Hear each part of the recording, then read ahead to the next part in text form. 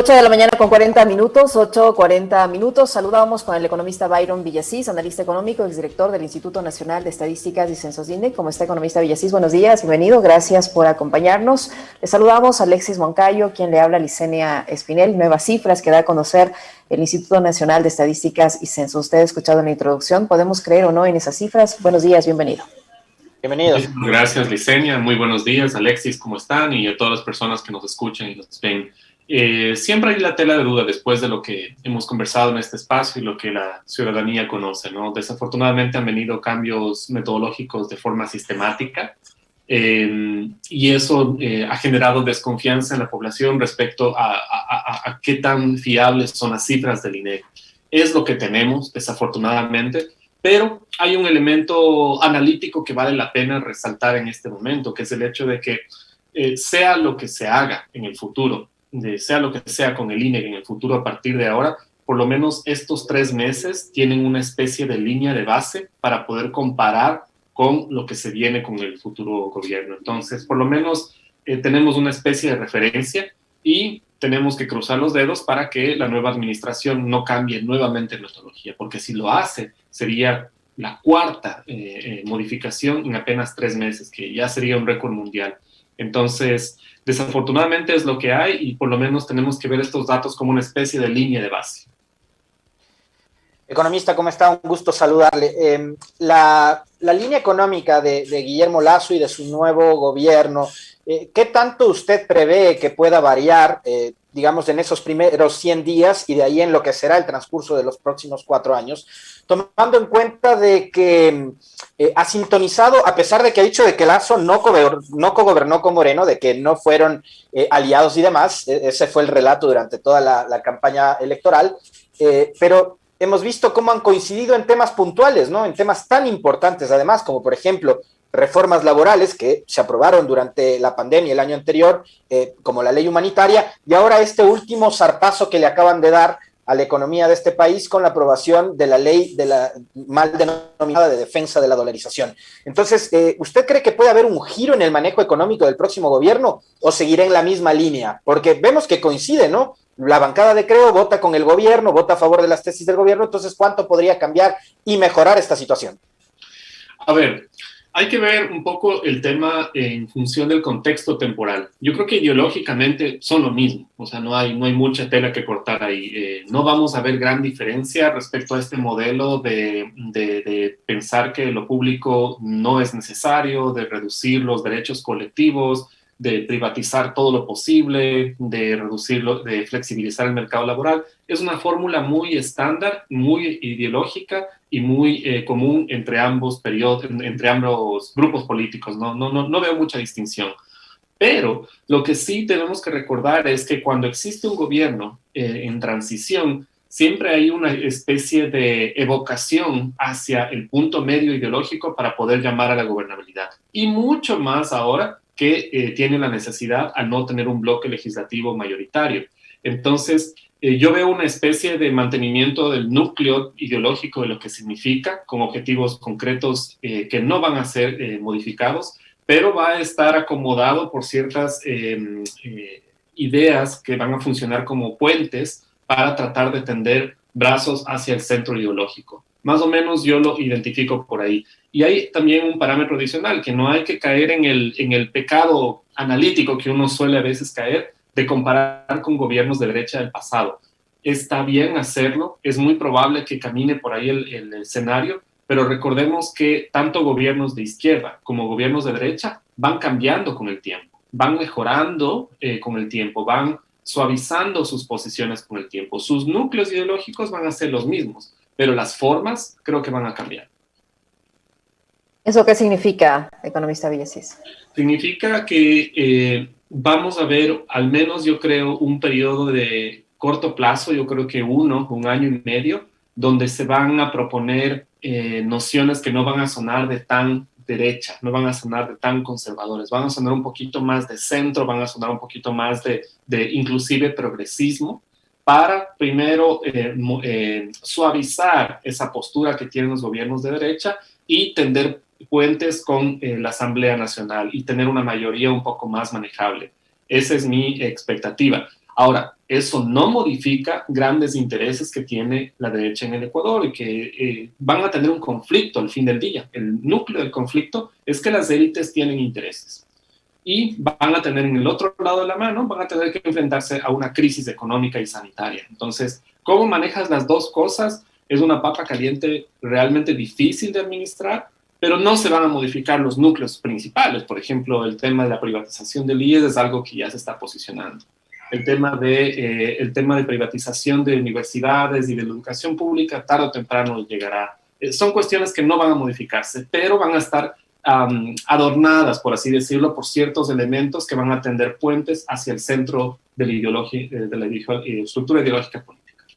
Ahora, yo entiendo políticamente el mensaje que usted nos acaba de señalar, economista Villasís, por un hecho puntual, que usted lo cita con bastante precisión, y es el hecho de que Guillermo Lasso llega no solo con un bloque minoritario, tiene apenas 12 legisladores, es decir, le falta uno más para poder tener un bloque, porque el bloque como tal, como lo establece la Ley Orgánica de la Función Legislativa, requiere del 10% de la composición total de la Asamblea, es decir, no le falta uno todavía para poder tener un bloque como tal. Llega con un bloque disminuido. Llega además con un apoyo también disminuido, porque hay que tomar en cuenta algo, ¿no? Ganó la presidencia de la República en segunda vuelta quien peleó con Yacu Pérez por llegar a la segunda vuelta, ¿no? O sea, fue una pelea dura con 19% y un poquito más en la primera.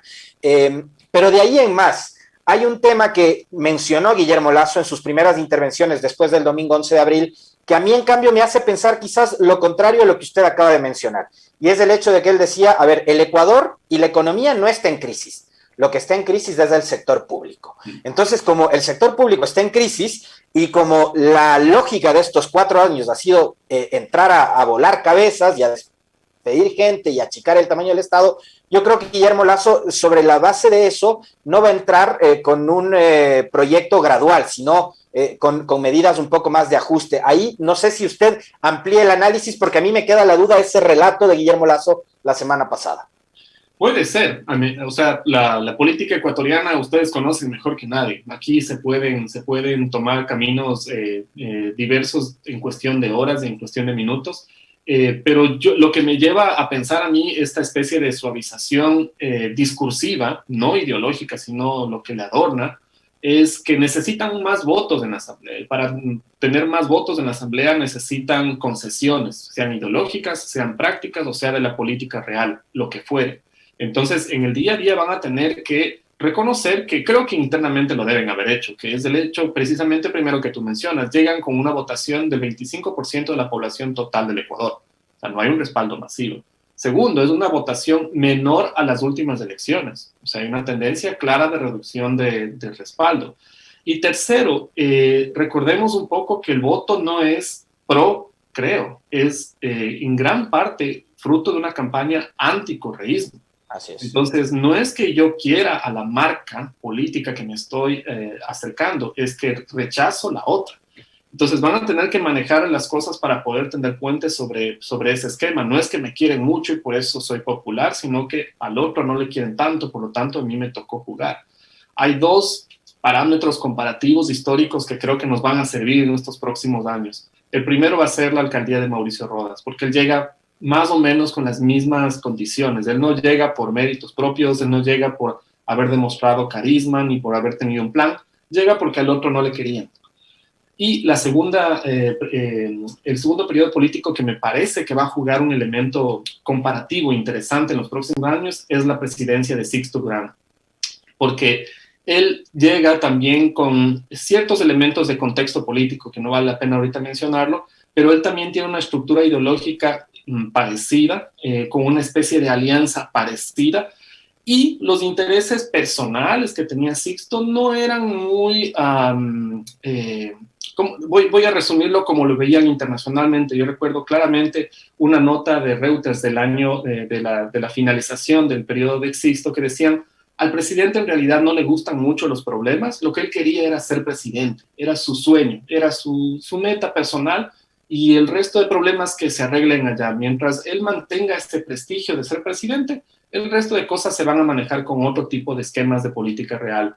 Pase lo que pase con Dajic, con los escándalos, con la guerra, lo que le interesaba era llegar. Me parece que más o menos ese esquema va a funcionar en este gobierno, pero obviamente es Ecuador y todo puede cambiar. Con la diferencia de que Guillermo Lasso, por ejemplo, sí tiene intereses en el tema bancario y que eso fue algo que denunció el propio Andrés Arauz durante la campaña en la segunda vuelta, ¿no? Que Guillermo Lasso había manifestado sus intenciones de adquirir Banco del Pacífico, que es un banco público.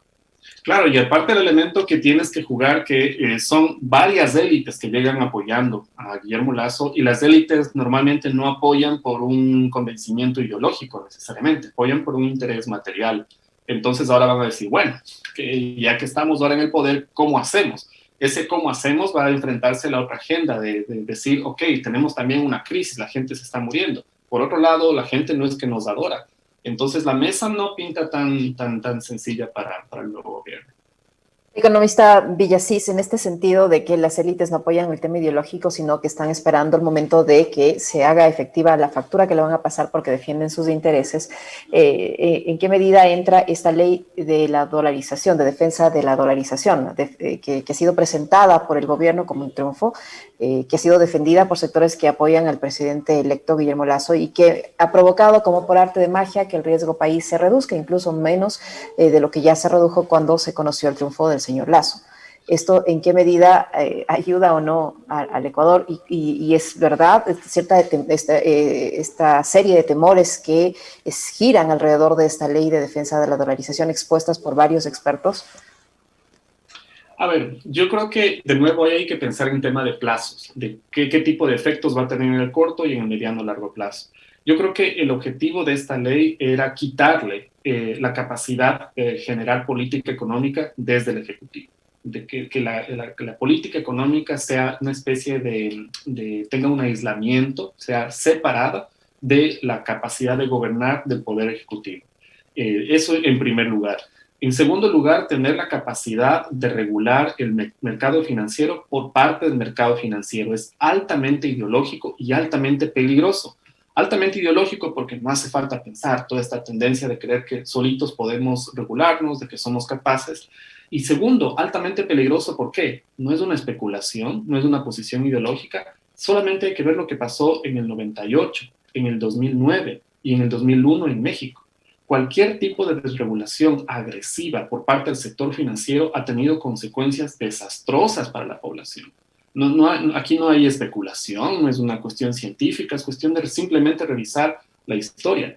Entonces, esto encaja perfectamente en esta visión ideológica. Al nuevo gobierno no le iba a interesar el Banco Central porque ideológicamente encaja en esta noción de que el sector financiero tenga poder político. No es un poder económico, no es un poder de administrar el mercado, es un poder político. Si es que existe una cooptación, si es que el Banco Central está en manos efectivamente de reguladores bancarios, le van a poner que la persona no estuvo directamente vinculada, pero ya sabemos de esa historia, hay que leer solamente lo que pasó en el Ecuador, ni siquiera en otros países, aunque hay muchísima literatura en Estados Unidos también. Ellos van a tender a eso, de que el mercado financiero sea el que rija la economía y la política en el país. Es una especie de aseguramiento de mantener la estructura de jerarquía, de posición política en el país. ¿Cómo manejas la economía? Que los bancos sean los que administran las cuestiones hasta sociales, los temas de créditos para becas, los temas de financiarización para los sectores más populares, los temas de conectividad, los temas de conexiones entre hasta las tiendas, todo tiene que ser una red que funcione a través de la estructura financiera. Y el tema político por default, porque cualquier presidente que venga con una visión progresista, de tener una visión de incrementar el empleo, de incrementar la inversión, siempre va a haber un banco central que te dice un ratito, cuidado, tenemos que ser cuidadosos con esas inversiones porque X, Y, Z.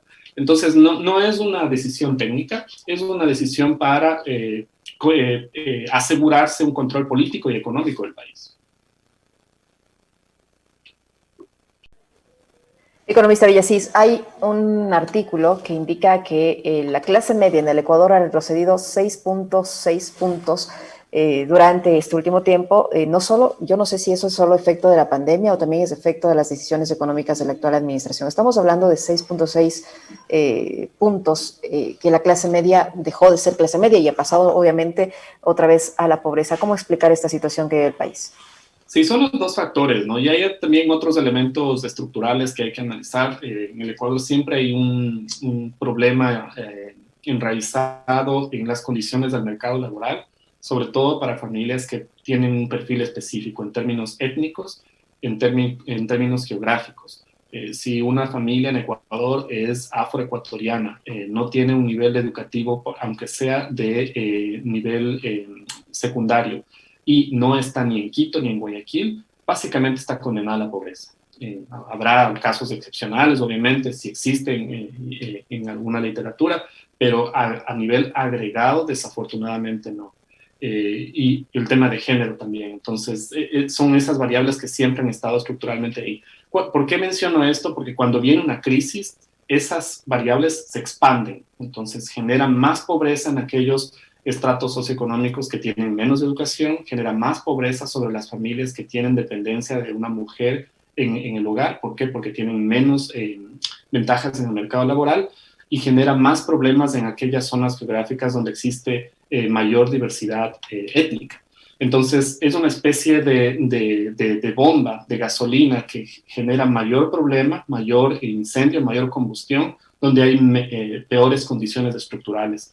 Entonces, sí, dos temas que son esenciales, el tema de la pandemia y el tema de la política económica del gobierno con este tema de reducir. Solamente veamos el desempleo en Quito, ¿no? Que es el 13%, y el subempleo a nivel nacional, que es casi de la mitad de la PEA. Entonces, sí, son efectos de estas políticas, pero siempre hay que ver los mecanismos de transmisión, el cómo se genera esta crisis, es por estos factores estructurales que Ecuador ha tenido también. Con ese escenario y esas cifras tan altas de desempleo y empleo no adecuado, economista, ¿qué tan viable es que el presidente electo cumpla con esa oferta de generar 2 millones de plazas de trabajo?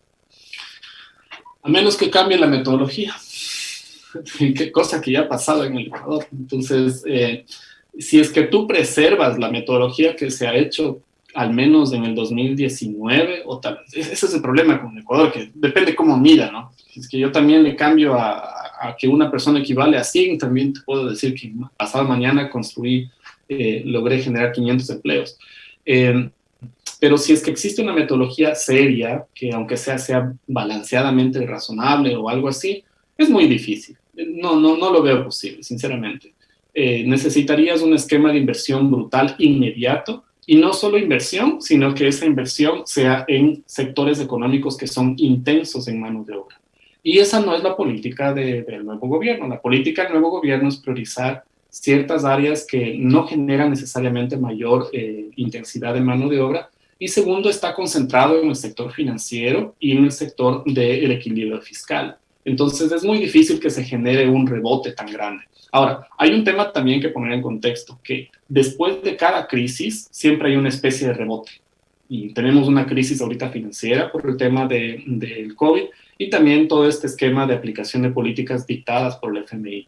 Después de eso siempre va a haber un rebote y estoy muy seguro que van a vender esto como un tema de ahí está, lo estamos logrando, está creciendo el país, pero las únicas cifras que van a poder materializar esa especie de éxito va a ser el riesgo país y el crecimiento del PIB en el mediano plazo, ni siquiera en el corto plazo. Pero en términos de empleo lo veo muy difícil. Por lo tanto, hay que tener mucho ojo con esas cifras que sí importan, que es que la gente tenga trabajo. La gente no come del riesgo país, la gente come de tener un empleo digno. De eso es lo que debería importarnos y eso es a lo que hay que ponerle ojo. Ahora, y si no se logra revertir estas cifras en el mediano, en el corto plazo, este 6,6% de ecuatorianos que estaban en clase media y que ahora están en la pobreza, ¿se va a incrementar, economista Villasís? Sí, la clase media va a tener menos expectativas de crecimiento si es que no son expectativas claras de decrecimiento. No veo una clase media robusta. Para que exista una clase media robusta tiene que haber un ciclo, una especie de, imagínate una bicicleta. La bicicleta camina cuando tiene un poquito de energía. Ese poquito de energía tiene que ser consumo y tiene que ser inversión, balanceado por unos temas técnicos que hay que analizarlos en otro espacio, pero tiene que haber algo que mueva la economía para que la clase media se atreva a consumir, se atreva a ir de vacaciones, se atreva a invertir en un departamento, en una casa, en lo que fuera. Eso no hay. No hay ni circulante, no hay ni expectativas de circulante. Y si a eso le sumas un gobierno que te va a decir, va a venir el clásico esquema de los 90s de estructura fiscal, de privatización, de reducción del tamaño del Estado, lo primero que va a hacer es reducir esas expectativas de consumo y no va a generar trabajos. Por lo tanto, esa clase media va a tener menos expectativas aún. Entonces, en temas de qué hace mover a la economía, no vamos a tener circulante en el corto plazo, porque la plata inclusive que nos llegue desde afuera va a ser obviamente priorizada para temas financieros, prepago de deuda, cuestiones financieras que beneficien a los bancos. No va a entrar a la economía, no es una inyección directa para poder consumir. Por lo tanto, la clase media va a reducir su capacidad de compra, por lo tanto, reduce su tamaño. Muy amable economista Byron Villasís por haber aceptado la invitación a este diálogo. Muy gentil. No, como siempre ustedes, más bien, muchísimas gracias. Muchísimas gracias al economista Byron Villasís, analista económico, exdirector del INE, que ha estado con nosotros. Con esto nos despedimos, Alexis.